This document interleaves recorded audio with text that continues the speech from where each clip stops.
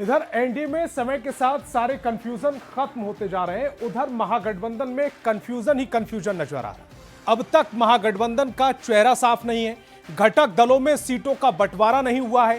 प्रत्याशियों के नाम के ऐलान तो हो रहे हैं, लेकिन कई जगह गठबंधन के दो प्रत्याशी चुनावी ताल ठोक रहे हैं।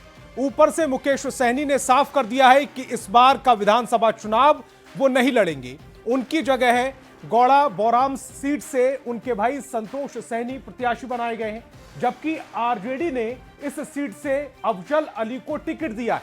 ऐसे में सवाल है कि क्या मुकेश सहनी अब भी तेजस्वी और कांग्रेस से नाराज हैं? कहीं से चुनाव लड़िएगा कि नहीं? नहीं, इस बार चुनाव नहीं लड़ना है और हमारा उद्देश्य है कि बिहार में हमारी सरकार बने।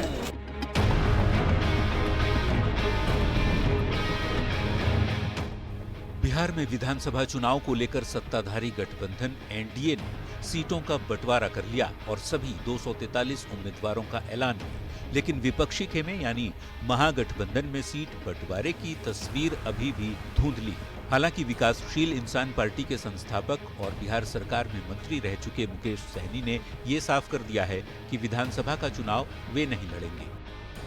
नहीं, इस बार चुनाव नहीं लड़ना है और हमारा उद्देश्य है कि बिहार में हमारी सरकार बने और 243 सीट पर जाके प्रचार करें और मैक्सिमम सीट कैसे जीता जाए, इसके लिए मेरा संघर्ष रहेगा। इस बार मैं चुनाव नहीं लड़ रहा।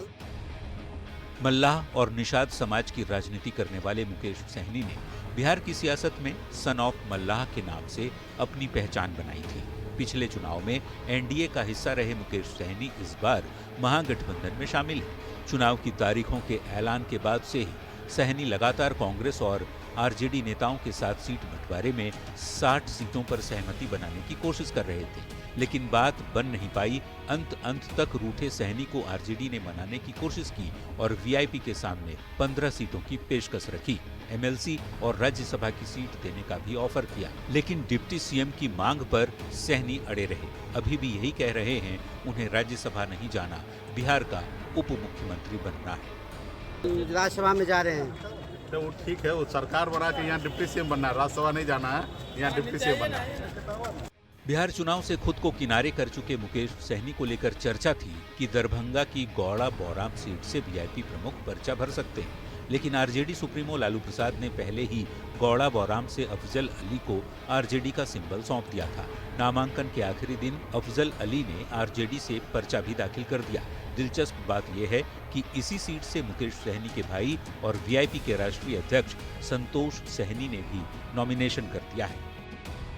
गौड़ा बौराम की एक ही सीट पर महागठबंधन के दो उम्मीदवार के उतरने से कंफ्यूजन की स्थिति बन गई है। इंतजार इस बात का है कि आरजेडी कैंडिडेट अफजल अली या मुकेश सहनी के भाई संतोष सहनी में से कोई अपनी उम्मीदवारी वापस लेता है या नहीं, या दोनों के बीच फ्रेंडली फाइट देखने को मिलती है। रोचक ये भी है कि मुकेश सहनी यदि चुनाव नहीं लड़ेंगे तो डिप्टी सीएम कैसे बन पाएंगे? क्या सहनी एमएलसी के रूप में उच्च सदन में पहुंचेंगे? क्योंकि यही वो रास्ता है जिसके जरिए सहनी नीतीश सरकार में भी मंत्री बने थे। दरभंगा संवाददाता विपिन कुमार दास के साथ न्यूज़ 18। पहले चरण का नामांकन खत्म हो गया है, लेकिन महागठबंधन में सीटों पर कंफ्यूजन खत्म होने का नाम नहीं ले रहा। दरअसल कई सीटों पर महागठबंधन के दो दलों ने एक साथ नामांकन कर दिया। जैसे बछवाड़ा से कांग्रेस और सीपीआई, वैशाली से आरजेडी और कांग्रेस के उम्मीदवारों ने नामांकन कर दिया है। गौड़ा बौराम से आरजेडी और वीआईपी ने पर्चा भरा है। वहीं लालगंज में आरजेडी और कांग्रेस उम्मीदवारों ने नॉमिनेशन किया है। इसके अलावा राजा पाकड़ और रोसड़ा में सीपीआई और कांग्रेस के प्रत्याशियों ने नामांकन किया।